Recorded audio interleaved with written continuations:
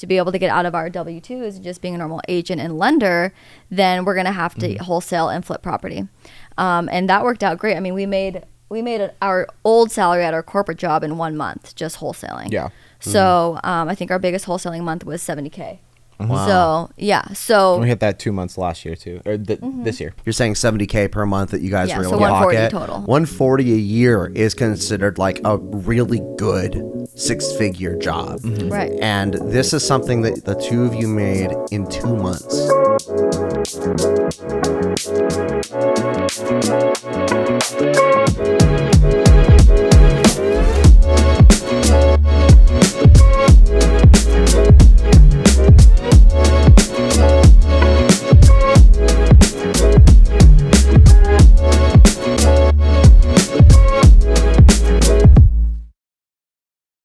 Welcome to the Crosby Show Homes Podcast. My name is Garrett Crosby, investor turned real estate agent, still investor though. And today I am so freaking pumped, you guys. We have the pleasure of being blessed by two really good friends of mine, but also two incredible investors. We've got Don and Janelle Carlson with us from Happily Ever Investor. And thank you guys so much for coming on today. I'm honestly so pumped to have you guys here. Yeah. Thank you for having us, man. No, we're stoked. Definitely stoked to be here. Yeah, us too. Awesome. So before we jump into sort of kind of the meat and potatoes of what you guys know about investing and kind of diving into this completely, do you guys want to like tell us a little bit about your real estate journey, how you guys got started with real estate, and a little bit about sort of the two of you too, because I know you guys have been together for a long time, and I think our audience would love to kind of get to know you a little bit. Yeah, so we actually met in high school, so we're high school sweethearts. We've been together for about 12 years now, married 6, and we both kind of got different starts in the real estate industry. I first became an agent because a coworker I was working with, her cousin was starting a brokerage or like an office basically, and asked if I wanted to be an agent. So I was like, sure, why not? Let's give it a go. And I didn't really like the lifestyle too much that it brought, so wanted to transition into something different. Had a few investor clients, and so that really piqued my interest in investing, and that's kind of how it got going. That's awesome. Yeah. And for me, I started off interning at a mortgage broker shop in college. Ended up getting my license and doing that for a while. Did mortgage brokering, hard money, and then actually, she was making more money than I was at the time. So ended up, I'm like, this sucks, man. So like, what is she doing? I know. So I became an agent, husband-wife team for a while.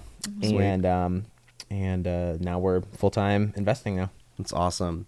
So, on the investing side of things, like I think we have two types of audiences that I think are here today. And I think we talked about this earlier before we were jumping into the podcast. We have, my guess is a lot of people who are sort of first-time investors. Maybe they follow you guys. Maybe they've heard me talk about investing in the past. And they just kind of want to know what steps they need to take to get started in doing something like this. And then I'm sure we also have a lot of people who are on the podcast today who are maybe more experienced and have maybe followed you guys for a long time and are just like interested to know more of sort of the secret sauce, right? Like what it is that you guys are doing that is making you so successful in this. Because correct me if I'm wrong, but you both are now full-time investors. Yes. Correct? Yep. That's awesome. Yeah. So let's just like jump right into it, because full disclosure, so to our audience out there, I actually personally was so impacted by the two of you. A couple years ago, we grabbed dinner together, and really this came from like a friend of mine, was a mutual friend who was like, hey, Garrett, you really got to connect with Don and Janelle. They know their investment stuff. Like, at the time I was day trading stocks. Like I was really trying to like figure out, what was this missing piece for generational wealth? Because, Generation Z right now, especially, this is not your mom's market. That's just out there. And this idea of, you go to school and you go to college and you get your degree, and then you work really hard and you get a really good job, and, and then you just really work hard in that job, and you put away your funds in the 401k, and don't worry, like by the time you're 60 years old, you'll be able to retire and live off those funds. I I felt like that is a dream of the past. And when I started running, what's a 401k? I don't know. Like, I don't even. Like, self-employed. It's just like one of those things where I sat down and a couple years ago was just looking at these numbers and like, there's no way. Like I have my family, I've got 2 kids, I've got my wife. I was like, there's no way this 401k is going to cut it for us. And so this mutual friend connected me with you guys, and we had dinner because I was just fascinated with this world of real estate investing, right? And so, you know, I want to kind of talk about that dinner and what we sort of talked about at the time, and maybe you can kind of share with us sort of like, how did you guys, because I think this is one of my questions I had for you, was like, how did you guys get started in investing? Like, what was your first sort of like the bell that went off in your heads that were like, hey, let's try this out? Yeah. Me? Okay, yeah, I'll take it. You're the one with the idea first. Yeah, I did. I kind of propelled us into the investing space. Someone introduced me to BiggerPockets, and so I started just listening to that and diving into the podcasts and their free webinars and YouTube University and all that kinds of stuff. And I was like, I think we can do this. After seeing how hard both my parents worked. I'm first generation here. So both my parents are from Mexico. So I saw how hard they worked to get us to where we were. And it still seemed like we were living kind of like paycheck to paycheck. There was always a budget. It was kind of like, we can't afford that. Like, no, you can't buy that. We can't afford that, that type of thing. So I'm like, I wonder how I can not say those things, you know, like how can I get out of that and help them get out of that too? So investing was just something that I never really thought I would do or that we would do, but it's just something that seemed kind of attainable, at least enough. So after listening to BiggerPockets, we were listening for about a year and studying, reading the books, all that kind of stuff before we actually bought our first property, which was a triplex in Indianapolis. We bought it for $20,000. Wow. And it was cheap because we were afraid to lose money. So, which is another reason why we went out of state as opposed to buying in California, because our money just goes farther out there. And we were okay basically possibly wasting $20K as opposed to 200 or 300, 400 out here. So that's another reason why we chose to go out of state.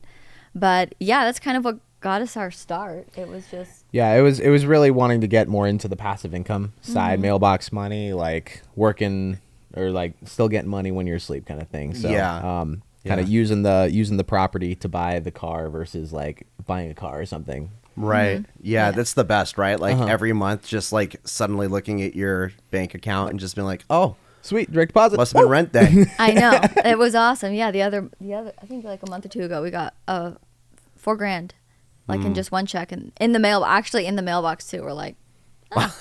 So people our still tenants do this? paid their rent this month. So it was kind of cool. Your 3 tenants prepaid until August. So it was for that triplex, actually. That little triplex. The first one. Really? Yeah, we still own it. We still own it. So when you guys got into that first triplex, you know, so you said it was $20,000 that you guys got it. $19,500. Wow. Under 20. Unbelievable. How did you guys find that first deal? I found it off of the BiggerPockets marketplace, actually. Okay. Yeah, so I think he had it listed for 30, and it was like a shell of a property. Like it came from a wholesaler. Like that was, and he just used that as a way to disposition or sell the property. Got it. Okay, cool. So you got into 20,000, which is insane for a triplex. Yeah. But this was your first ever investment property. Yep. So of course, like with every first investment property, there's no problems, right? I mean, nothing. Zero. None. You know what? Yeah. 0. We actually put more money into it than we bought it for. So really? We had to put in $30K.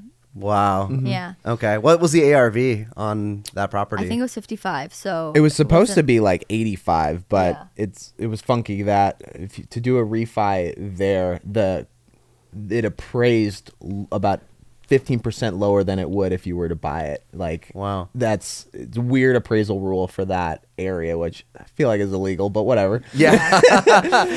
Because it was a suburb outside of Indianapolis, so it was just slightly on the outskirts of the actual city. Gotcha. Gotcha. So that was your first property. You guys get the triplex. You put $30K into it. I mean, you guys still own it today as well, right? This is the check you just got. So let's fast forward a little bit through that first property. What was sort of the next one you did? And then what was, along the way, what were sort of, lessons that you were learning when you kind of came out of that first investment into your next one and as you kind of started to scale up a little bit? Yeah. Yeah, so we actually scaled too fast. That was one of our biggest mistakes that we've made investing. Right after that one, we basically bought, I think it was 8 units after that. So we scaled from 0 to 11 within like a 4 to 6 month period. And because of that, though, we were making a lot of the same mistakes over and over again. And so that was really, really rough. So we bought 2 more triplexes and then a duplex, like back to back to back. And so we didn't really have the right team in place. The communication was off. Our systems were off. So we were just constantly making the same mistake, just spending more money that we shouldn't have, and just all of those things. And basically every property that we bought needed almost a full gut rehab. Renovation. So we were pouring a decent amount of money into these properties. Yeah. And we were able to do that, though, because we were financing it through just like cash, hard money, and then private money. Wow. Got it. So, okay. So, and I'm glad you brought up the mistakes sort of along the way, right? I mean, sometimes the best teachers for us in life are the mistakes that we make. Right. But what was really funny that you said, or at least something I'm taking away from what you said, is that you feel like you scaled up too quickly. So that's a real thing. You feel like people can really, I mean, makes sense completely to me. But yeah, not being able to sort of learn from one of the mistakes you were making, right? Right.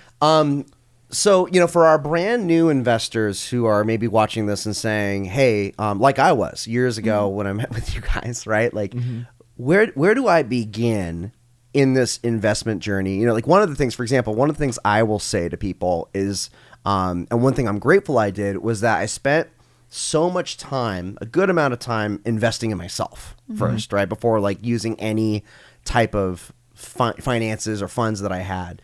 So whether that was, the BiggerPockets thing, and by the way, it's really funny that Janelle brought BiggerPockets sort of to you, Don. I know. Because in the same sense, Sarah, my wife, was the first person to actually expose me to BiggerPockets. That's hilarious. It's usually the other way around. Usually it's the guy. I don't know.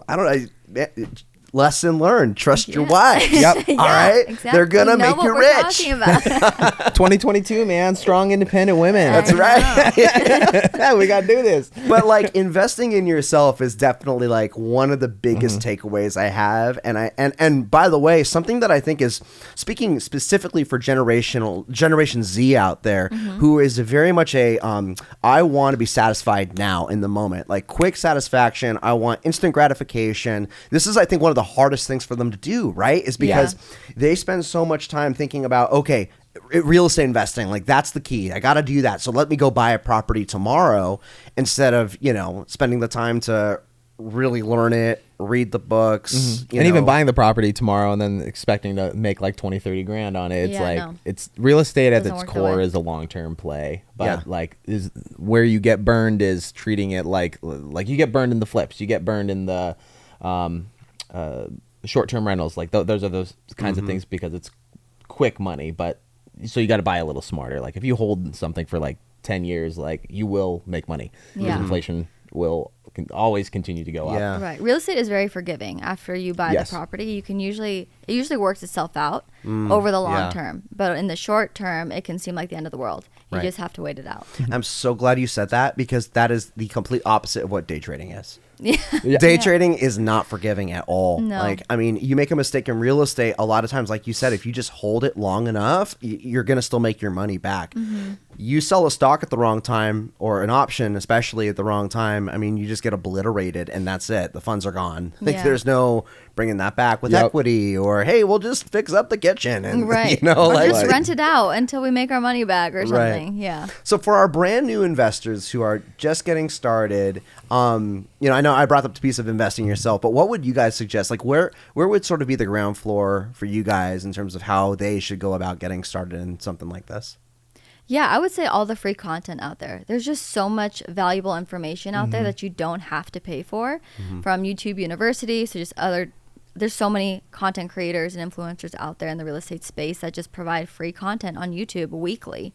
So listening to people like Ryan Dossi, Ryan Pineda, Pace Morby, Jamil Damji, all those guys are doing awesome things on YouTube and their social media pages in general. Yeah. So I would say that BiggerPockets is a great real estate investing resource, especially for beginners. They have a lot of free webinars as well that you can join in on.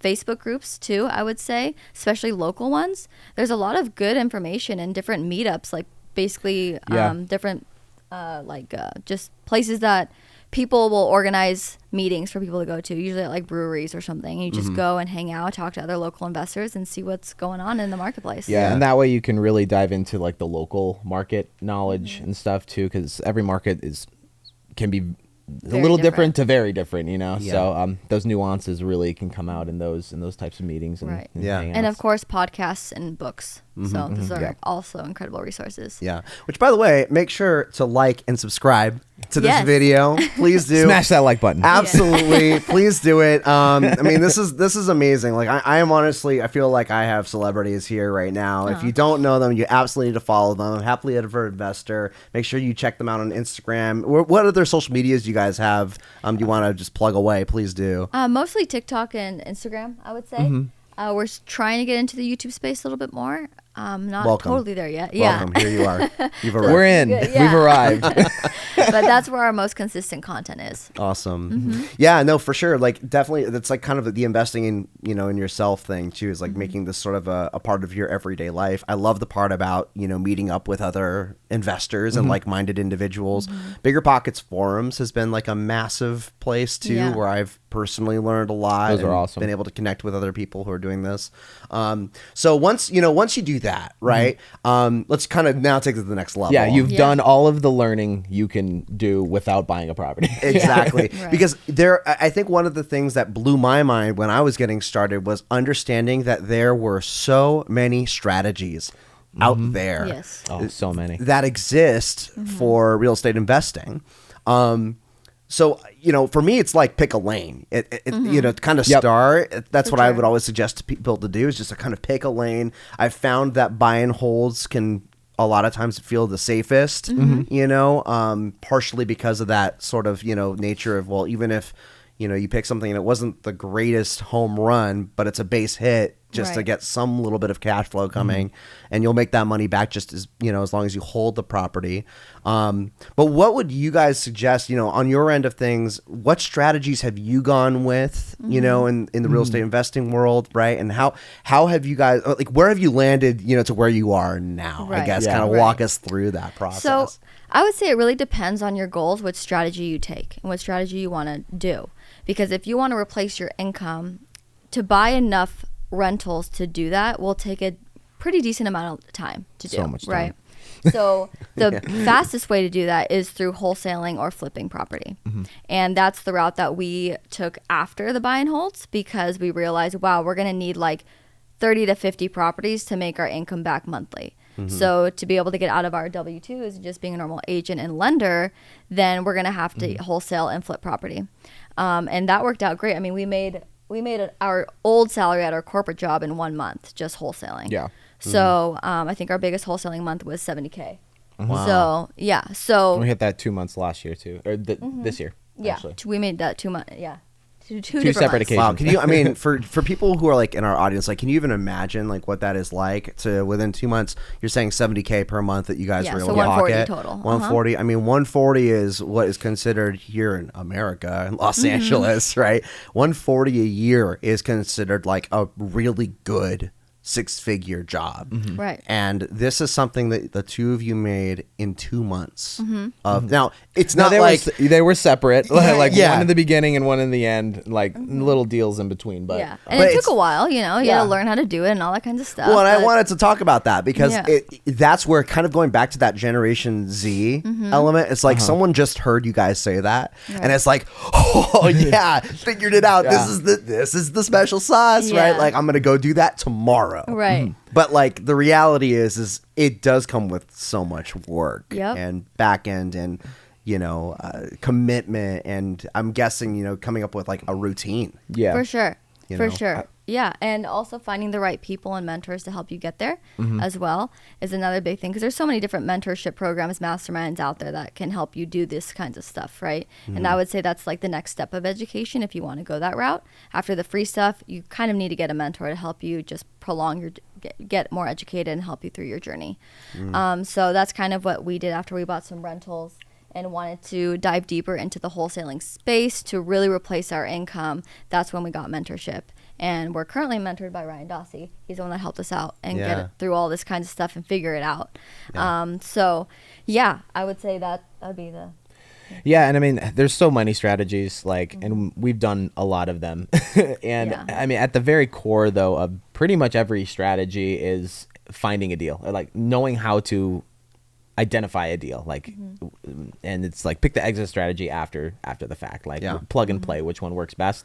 But and we've been fortunate enough to be able to try all these different strategies because we don't have a family, because we're in our 20s still. We didn't have as much, what's the word I'm trying to think of? Commitments? And just, that kinds of stuff to... Like, we could lose it all and build it back pretty quick, because we... Right. Yeah, so... take bigger risks. Yeah, so we were able to kind of just play around with all the different strategies, from the buy and holds, the BRRRRs, the flipping, wholesaling, Airbnb, all that kind of stuff. Yeah. And then we were able to see which ones we liked the best to dedicate the most time to. Yeah. And it has really been the wholesaling and flipping, I would say. So now we dedicate our time to wholesaling and flipping to make that income, and then we buy rentals with the extra income, because we don't need to... I mean, 140K is a lot, you know?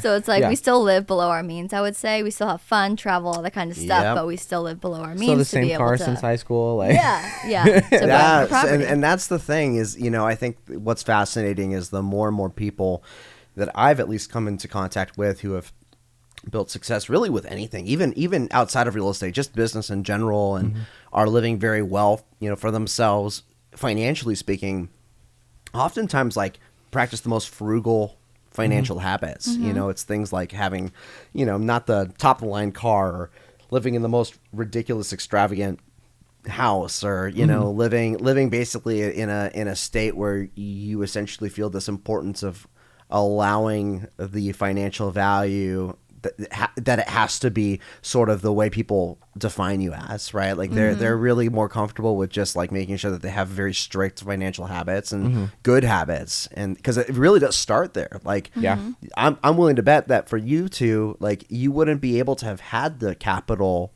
available ready to go had you been spending like you made $140,000 in 2 months. No, correct. We had a budget. We have, like, instead of like buying like bigger things, like we'll splurge on trips though. Like, we love to travel, but like cars, even like houses, both of our properties that we bought that we like lived in, like they were both fixer uppers and value add plays, and we're turning one into an Airbnb actually this coming January. So awesome. Yeah, we like to buy assets to pay for our liabilities. That's usually what we say.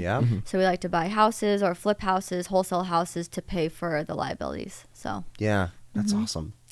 I wish more people would, you know, kind of adopt that mindset of realizing, especially like within this new generation, right? It's not your mom's market. So this idea of, you know, you're just going to work really hard in that one job, you have that 401k, you know, and that one job is going to get you into that, you know, 4-bed, 3-bath house that our parents were able to get in the 80s, you know, 70s. That's just not the same anymore. But you can be smarter. For sure. You can be smarter than our parents were. You can go out and get a asset of a fixer upper or something that maybe needs some more, you know, some more love and attention at first. And, you know, it's incredible. Like I've had so many clients lately where we find a property that already can be hedged in the current market we're in by simple little fixes, cosmetic fixes that would bring that value of that property up $80,000 to $100,000 with no more than maybe $10,000 to $15,000 into it. You know, which, you know, again, like this is sort of that smarter way of thinking that this new generation has to be, which not only will, I guess, kind of leverage us in, you know, against the generations that were ahead of us that seem to like have it so much easier than us, you know, but really will honestly put us on even a better trajectory when it comes to wealth and finances and being able to provide that sort of generational lineage. Yeah. For sure. For generations behind us. Yeah. And I mean, the job market isn't as secure as people think it is. Like the security isn't there anymore, or not as much as it used to be probably. So the only security you can really provide yourself is what you do after that 9 to 5. Yeah. Building that side hustle, building your rental portfolio, your stock portfolio, whatever you want to do. You just have to provide your own security. Yeah. Now. So, and that's kind of what we decided to do. Yeah. So how do you guys go about locating deals today, right? In your current strategies, because you mentioned you've kind of done a little bit of everything, and you've now landed solely on mostly flipping and wholesaling, or is it flipping, wholesaling, short-term rental? Or is it those three and again we still are trying to build our buy and hold portfolio too, but like our day-to-day activities are like finding the deal, like, and usually wholesaling or flipping are kind of the first things we look at it at and say, okay, will it pencil it out as a short term or a buy and hold. But how we're finding those deals, we're using direct mail, agent outreach, like just having relationships with agents and like you. Yeah. Yes. So send me your pictures. You got it. No problem. Thanks, bye. Yes. And other wholesalers as well. So kind of like expanding the network. So instead of it's just me marketing to people, I have like 50 to 100 agents and other wholesalers looking for deals to then I'll flick them off to me when they get them. Awesome. What would you say to someone who has $0 to their name right now and they really want to get started with this? They've done all the the reading, they've done the BiggerPockets thing, they've done everything we just talked about earlier in terms of investing in themselves. But now, there's sort of $0 to their name, or they have a job, but they're just not there yet in terms of capital to invest in something. What would you suggest to somebody like that who wants to get started? Time and sweat equity are your two things that you have, because once you have money, it's the time is the problem, and then you hire out, and that's how you solve that. But for a newer person, just getting good at knowing what a deal is, and that's and that can be through relationships with other investors, so like working for them, helping them either. And I think you actually got a job in development kind of earlier on in your career too. Yeah, when I wanted to make the switch into investments, I got a job working for a developer in LA. And I was doing kind of like the nitty gritty type of work, kind of analyzing deals or just doing the printing and the running stuff to job sites, all that kind of stuff, to just be around him and just that world.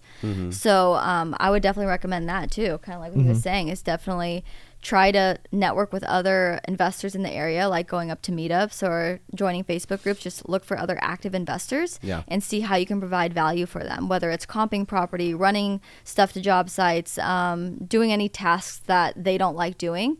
You can really help them, and because they see your dedication, they will then help you and invest into you. Because a lot of investors like to share their knowledge. I would say 75% of them are willing to share and just provide value, especially if they see you working hard and want to learn. They'll definitely help you out. It's a pretty giving community. Yeah, I've never known an investor who wasn't interested in at least hearing about a deal. Right. Like we've had the conversation before too, where I've called, Don over, just a house that was sitting on the market and like, hey, maybe it isn't the deal, but I don't think I know a single investor, whether they're just starting and they have just a little bit of capital or they are doing this professionally, who wouldn't at least entertain a phone call with someone who thinks they have a deal. Yeah. Right. And, what I would suggest to people who want to get started with absolutely nothing is if you get really, really good. I mean, Brandon Turner talks about this all the time in BiggerPockets world. So I don't want to just take credit for, wow, I'm brilliant for coming up with this idea, right?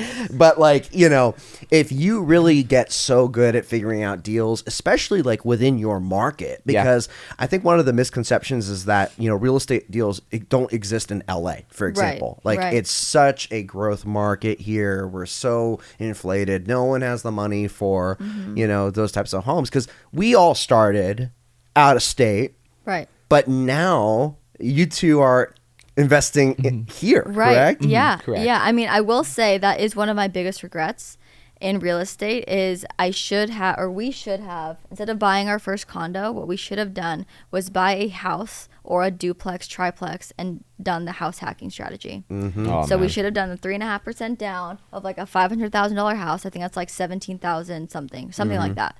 And lived in one unit and rented out the other, so that the other unit the rent from that other unit pays for our mortgage, and we could have lived for free or at least half, and then save the extra money to buy property elsewhere. That's what we should have done. I mean, what's wild is that was, even if like a year ago we had said like, hey, this is the way you should do it, house hacking is the way to do it, which you still could have done a year ago. You could do it anytime you want. But like that idea of like put the 3.5% down, like now is the time. Now is the time to do that. 3.5% down. Yeah, it used to 6 months ago, even when you were putting offers on properties, like no one was, for the most part, looking at that 3.5% FHA or down payment assistant options. Like those were a thing in the past. It was like, oh no, we got to come in 50,000 over ask or 100,000 over asking, and it's all cash, and you better like you got to sell your 2 children too, like while you're at it, just to like get the deal. Like no, like now is the time. Right now, people are so desperate. I literally had a seller call me, or their agent call me this week.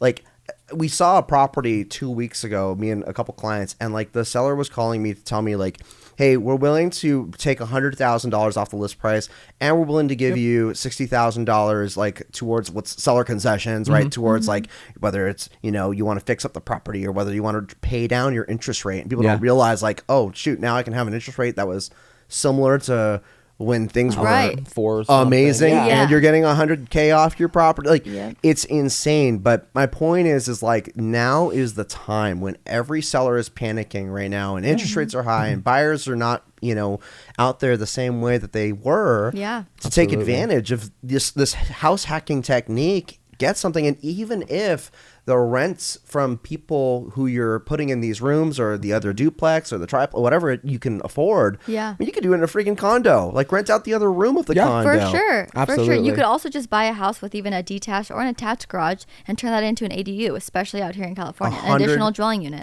There's even a grant out there where I think you can get $40,000 to build an ADU. Like, so it's like there's so many different strategies to be able to do that. You could even short-term rent it if you want and make more money that way. I saw like in LA County, you know, right on the verge of, right next to Ventura County, and Simi Valley is essentially almost a part of LA County for those who don't know. But I saw like rooms for rent, like in condos or garages, or, you know, someone's 2-bedroom, 3-bedroom house that are being rented out for $1,500 a month. Wow, that's crazy. And it's like, okay, well, if you knew you could get into a property right now, and even like with the interest rates as high as they are, you got in for an FHA down payment or down payment assistant, you know, type of down payment, and you could get $1,500 returned to you every single month by a tenant who's there. Even if you have to do that for a year until the rates do come down and you refinance or whatever the timeline is, like still taking that money that you would have put into a mortgage, building the equity in your property, being able to like take those funds and then save them maybe for another investment down the line, and then in a year, you know, you could sell that property and use an FHA loan again, so you can now rent out the whole thing. I mean, this is the time. Sorry, it's like a tangent. That's like I can't stress enough like how there's that opportunity is. Absolutely. And with everyone who refinanced into those 3%, 2.5% rates, like creative finance is a huge space that's going to be huge in the next few years with being able to assume mortgages, and like again, Pace Morby does a lot of really cool stuff on that on YouTube, but just seller finance and just being able to use those types of strategies to take on like then it's cash flow at the end of the day. Oh, totally. All right, so let's I want to talk about the mistakes and maybe some of our investment horror stories a little bit, because, you know, there's like all this is really pretty, you know, the fact that you guys are, you know, living as full-time investors, you know, I'm sure perked a lot of ears today. I'm sure hearing, you know, just a small portion of like what you guys are being able to take home monthly perked a lot of ears today. The fact that you guys can travel, you know, and travel essentially sort of free from any type of job you have to check into, and taking time off, like you are your own, essentially your own bosses in your investment world. That all sounds great, but like I want to talk about like maybe some of the horror stories you guys want to share, maybe with you know, the lessons learned or things like that you guys have come across. You know, I'm sure you have some really great ones. I'll talk about our first investment. Our first actual investment ever was in a flip property with a partner. He was an agent in my old brokerage, like one of the first brokerages I was with. And I trusted the guy. Everything was great. He was good friends with the broker owner. And so we partnered with them. My mistake, it was more of like a handshake type of deal than like in writing per se. So gave him our money and we never saw it again. We lost $35,000. Wow. So, yeah. What a nice guy. Yeah. Perfect. He's great. I do have this other property. If you want to just shake my hand right now, like 30. I know, Nice right? try. A little less. It's like 30. We learned that lesson. Yeah. $35,000. No, but it's different this time. I promise. Different, yeah. So that was a big lesson. That even if he was a friend of ours and we trusted him, like, it doesn't matter. Just get everything in writing. Yeah. It just makes everything easier at the end of the day, you know, especially if you're partnering with people outside of just a flip or whatever, right? Like you always want to have your different roles defined in the contract so that you know exactly what you should be doing. You know exactly what the other people should be doing so that one of you doesn't feel like you're doing more than the other. Because that's where the tensions really start to rise. Is like, well, I'm doing more than you, so I should make more than you. You know, so like have everything laid out, everything, especially, and if somebody wants to leave the partnership in the middle of the project, what is that going to look like too? Having an exit. Yeah, having an exit strategy with this person or people. Oh, So, that's good. That's yeah. really good. Did you want to share something? I mean, one of the second property that we bought ever, we had a tenant that we just evicted because he was like non-paying rent or something. I think he got arrested too. But Whoops. anyway, he Can we not talk about me on the podcast? sorry, sorry, Garrett. Those should not be named. There was a guy who got evicted, and after the fact, we found out that he was renting one of our vacant units. He broke into the unit, was renting it to his friends, and he said his uncle owned the building. He's like, no, that's fine, I can do this. So he was sub-renting. I mean, he's a little entrepreneur, man. I know. But And what was annoying about that, though, what was so annoying about that is that our property literally backed the property management company. Oh my So it's like, gosh. how did you not How do you know miss that? people were in this property, Right. and they're not supposed to be because we don't have tenants in it? Like, dude. Some yeah. people are really good at their jobs. It was just, and some people are just not. yeah. It was just rough. Wow. And then that same property, this property was just a problem. That same property. We sold 3 those. days, we did. 3 days after we closed escrow, the foundation caved in. So we had to find hotels for all the tenants in there and get everybody out safe 3 to days make sure. after. 3 days after. The foundation just collapsed on the side of the building. I was about to board an airplane at LAX, and I got this call too. I'm like, babe. It was rough. We're like, what do we do? We're like, find hotels, make sure tenants are safe, see if they want to move, and if they don't, have them sign something saying that we're not liable if they fall through the floor. Yeah. Like Yeah, you never we're know. trying to give you an exit. Yeah, so it was rough. Wow, that's Yeah. unbelievable. So there's just some stories there. Not Yeah. even. Well, I mean, like, all it of just goes to show, though, like, you know, real estate, it's a great investment. I mean, personally, I think the three of us would agree it's the best investment that's out there, but it also definitely comes with its hiccups. But the fact that it is one of the only investments out there that you can make your money back in, even if things go south a bit, I mean, that's just incredible, right? Absolutely. Like over the summer, for example, like a lot of people have been talking about like cryptocurrency, for example, as like, you know, something. And by the way, I'm a big fan of, you know, diversifying and sure. certainly like still have stocks and still have crypto and, you know, and of course real estate. But over the summer, like my entire cryptocurrency account in Coinbase like got hacked and all of it was gone. That Just sucks. Gone.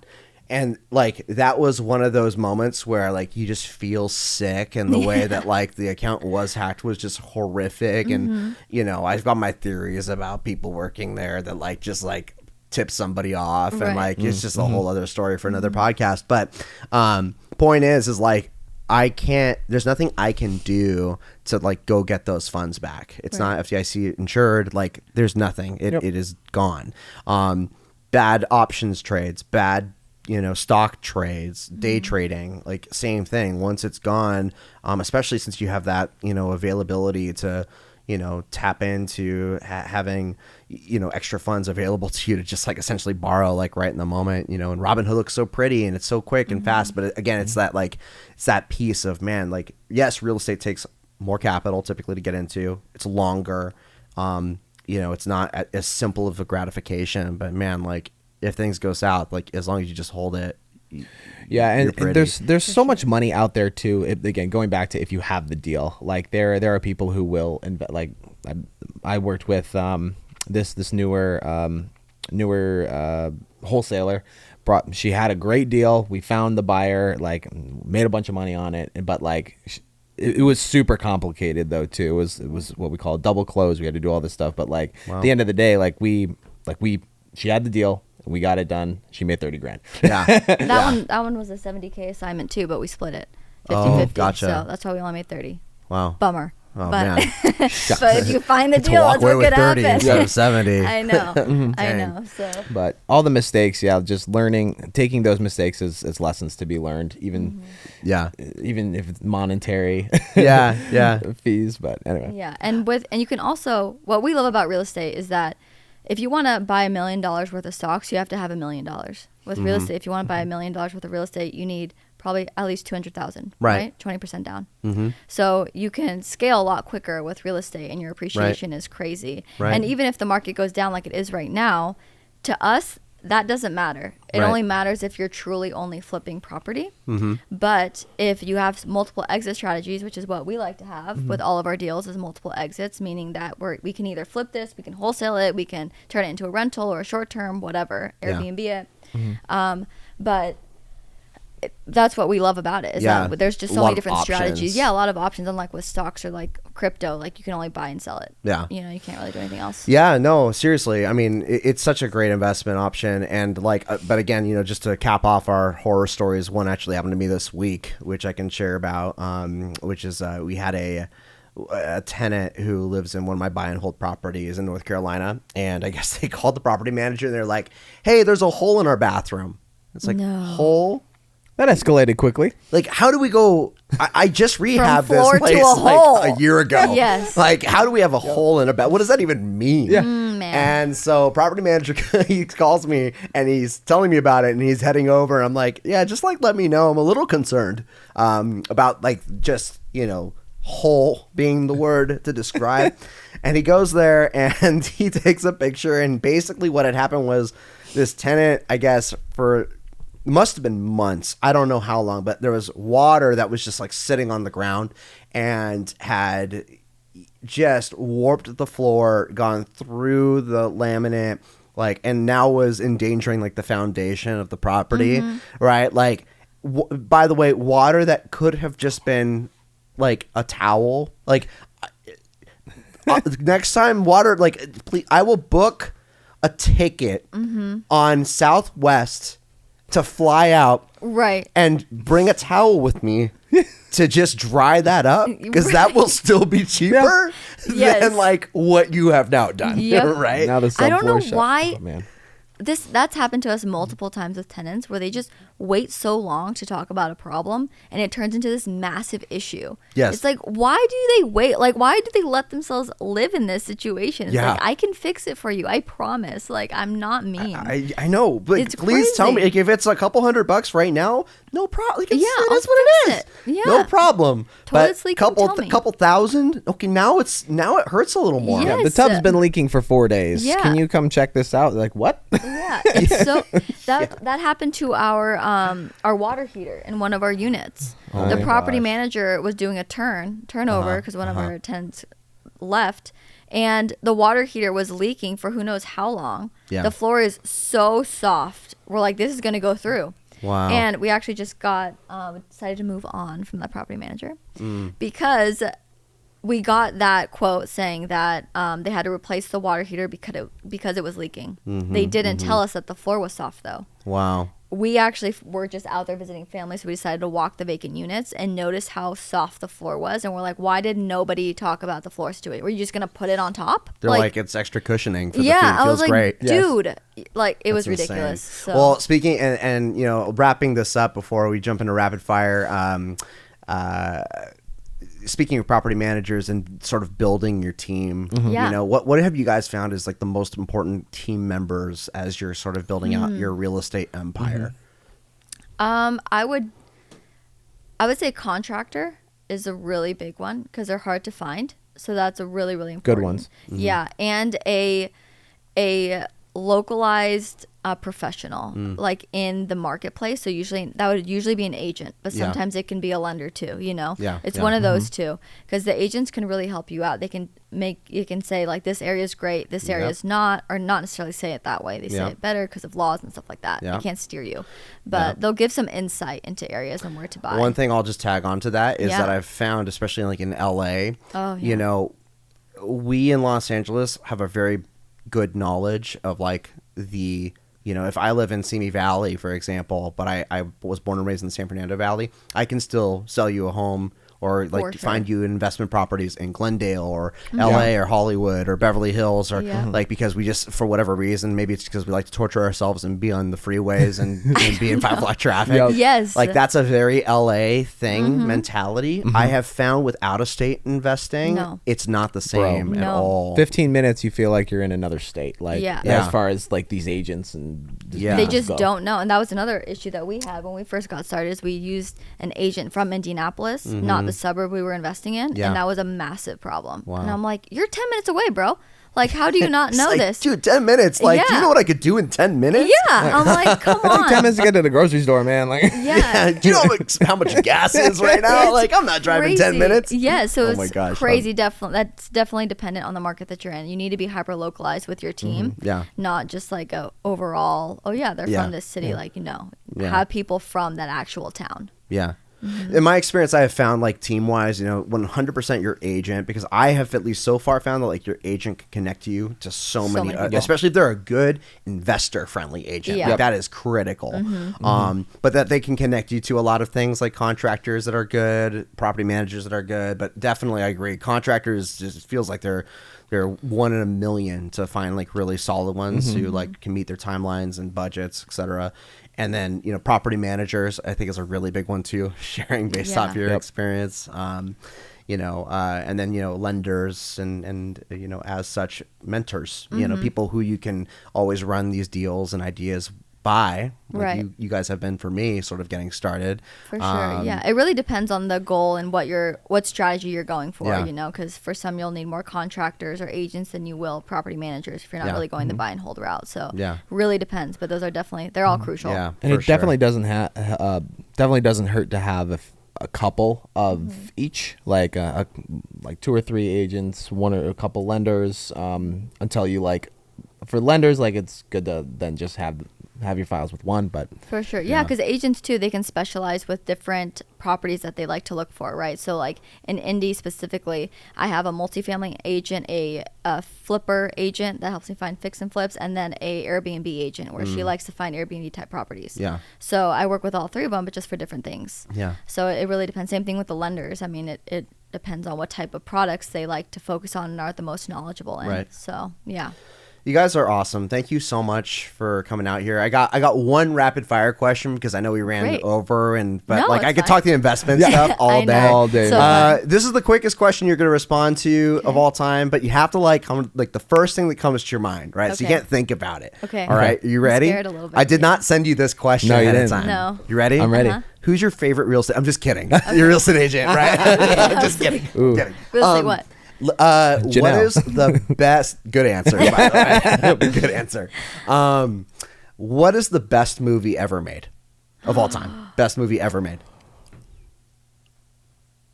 You're taking more time. I am taking more time. Star Wars: A New Hope. There you go. That's good. I mean, you can't go wrong. You just appealed to billions. Well done. That's my movie. I'm not a movie like buff. That's perfect. It makes the answer Can I say even yours? funnier. Can I say yours? Hairspray. No. No. Honestly, this is really embarrassing. But I only thought this because I talked about this movie yesterday. Yeah. But it's really embarrassing. That's okay. Say it. This is the space. Do it. Safe space. It's just between us and the billions of people on the internet. It was 50 First Dates. Okay, that movie's solid though. No, that's good. I told you it was cinematic history. It's okay. Adam Sandler. I could have said like any of the Marvel, not any of the Marvels, but a lot of the Marvels, and I thought of 50 First Dates. Adam Sandler is up there, man. He's up there right behind Leonardo DiCaprio. How about you? Like, for me, I love Inception. Like it's like one of those movies that I just like. I can always watch it, and I'm just like my brain hurts afterwards.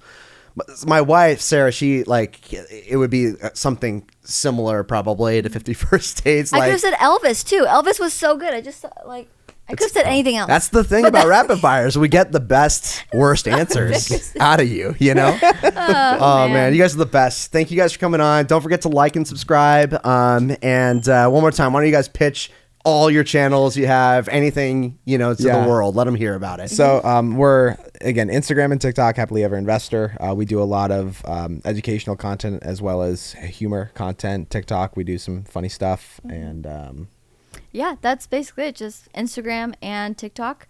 I try to answer all DMs personally, so they are talking to me, unlike some of the other influencers out there. So I try to get to everybody. Sometimes it's hard just with scheduling, so be patient. Yeah. Just like kind of bump it and just send it over and over again until I respond. Just bug me. Yeah, So. just you heard it from her. Just keep bothering her, Yeah, no matter it's what. Great. I'll respond eventually. I will make sure to put all your socials and everything in the description below. Thank you both for coming on today, and I think this is our Thanksgiving video. Yay. So happy Thanksgiving to everybody out Happy there. Thanksgiving. And until next time, take care, keep investing, and have a great rest of your day.